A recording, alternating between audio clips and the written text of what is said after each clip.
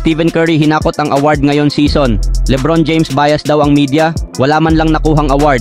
Bronny James sasalang sa interview sa Los Angeles Lakers. At Nick Claxton kukunin ng Golden State Warriors. Yan ang pag-uusapan natin ngayon mga tropa.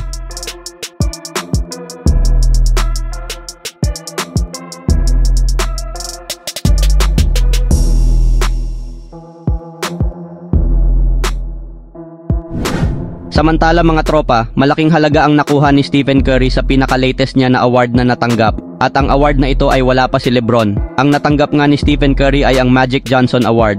Ang award na yan ay binibigay sa mga player na nagkakaroon ng magandang performance sa loob ng court and at the same time nagkakaroon ng magandang relasyon sa press, sa media at sa mga fans. Humble pa rin daw na makitungo itong Stephen Curry kahit na sa kanyang lahat-lahat na na-achieve sa kanyang karera sa NBA. Hindi naman naiwasan ng ibang mga NBA fans na magkomento na ang dahilan kung bakit walang ganyang award si LeBron ay dahil siya ay nag-walkout palagi kung sila ay natatalo at minsan hindi rin daw nagpapa-unlock ng interview.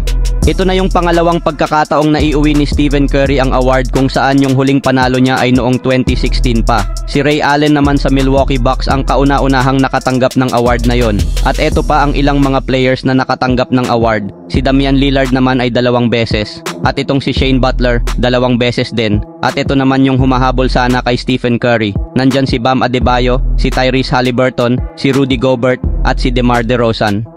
Ikaw tropa, ano ang komento ninyo? Bakit walang ganyang award si LeBron? Magkomento lang sa ating comment section.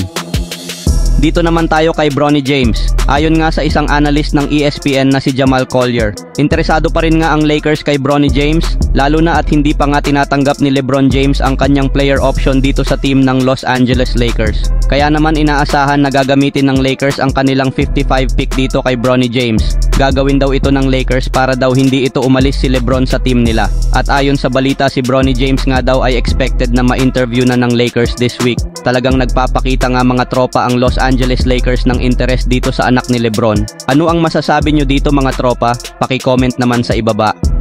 Sa pinaka-latest na update pa tungkol sa Golden State Warriors, sila ngayon ay nagpapakita ng interest kay Nick Claxton ng Brooklyn Nets. Yes mga tropa, at ang maganda pa rito ay free agent itong si Nick Claxton.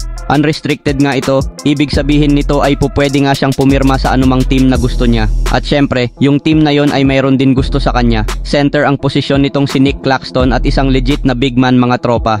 At yung kanyang taas ay nasa 6'11". Mataas ang batang ito mga tropa. Nag-average siya ng 11 points and 9.9 rebounds per game. Halos double-double na nga yan mga tropa. Pero dahil lagpas na sa cap space ang Golden State Warriors, kinakailangan nilang magpakawala ng mga players upang kanilang ma-absorb itong si Nick Claxton at yung kanyang kontrata. Kinakailangan nilang magpalaki sa kanilang lineup ngayon kung saan yun ho ang kalakasan ng ibang teams, especially ang Denver Nuggets at ang Minnesota. Tatlo-tatlo pa ang kinukuwang big man nga ng ibang teams. Kaya kung sakali makuha nila ito ay sigurado lalakas ang kanilang interior defense. May makakatulong na din itong si Draymond Green at Kevon Looney. Ano masasabi nyo dito mga tropa? Dapat bang kunin ito ng Warriors si Nick Claxton?